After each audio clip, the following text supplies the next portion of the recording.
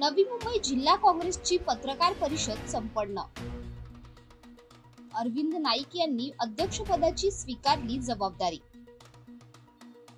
नवी मुंबई जिल्हा काँग्रेस कमिटीच्या पत्रकार परिषदेला आज वाशी येथील काँग्रेस भवनात उत्स्फूर्त प्रतिसाद मिळाला। या पत्रकार परिषदेत अरविंद कृष्णा नाईक यांनी नवी मुंबई जिल्हा काँग्रेस अध्यक्ष म्हणून अधिकृतपणे पदभार स्वीकारला। महाराष्ट्र प्रदेश काँग्रेसचे अध्यक्ष नाना पटोले यांच्या नियुक्तीनंतर आयोजित ही पहिली अधिकृत बैठक होती। पत्रकार परिषदेत बोलताना अरविंद नाईक यांनी संघटनेच्या बळकटीकरणावर भर देण्याचा निर्धार व्यक्त केला। त्यांनी स्थानिक कार्यकर्त्यांना एकत्र आणून आगामी निवडणुकांसाठी रणनीती तयार करण्याचे आश्वासन दिले। यावेळी काँग्रेसचे अनेक ज्येष्ठ पदाधिकारी व कार्यकर्ते उपस्थित होते। पत्रकारांनी विविध मुद्द्यांवर प्रश्न विचारले, ज्यांना नाईक यांनी संयमाने उत्तर दिले। आगामी काळात नवी मुंबई काँग्रेस पक्षाला बळ देण्यासाठी विविध उपक्रम राबवण्याचा निर्धार देखील पक्षाने यावेळी व्यक्त केला आहे। आरोप प्रत्यारोपाचा प्रश्न आला तर मी त्यांना आज घातलेल्या कपड्याची उपमा देईल, ते उद्या धुवायचे असते। तो आरोप प्रत्यारोप मी कधी मानत नाही, मला त्याच्याशी जायचंही नाही। त्याच्यामध्ये मला फक्त काँग्रेसचा विचार, नव्या मुंबईतील जनतेच्या हिताचा विचार करून त्यांच्यासाठी काँग्रेस पक्ष काय करू शकतो आणि काय करावं लागेल या संदर्भात बोलायला आवडेल। अनेक समस्याने हा ग्रस्त म्हणजे महानगरपालिका आहे। शहराची जी वाढ चाललेली आहे, अनेक LIG MIG किंवा सोसायट्या तोडून तिथं नवीन टॉवर उघडले जातात। पण मला एक समजत नाही की यांना पाणी स्त्रोत कुठून आहे।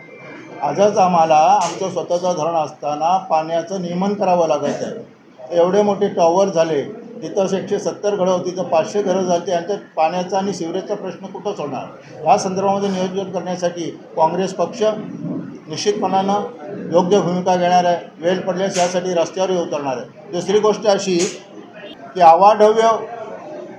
वाहनं अवाढव्य झालेली आहेत आणि पार्किंगची जागा तेवढीच आहे। पार्किंगची समस्या अत्यंत गंभीर झालेली आहे।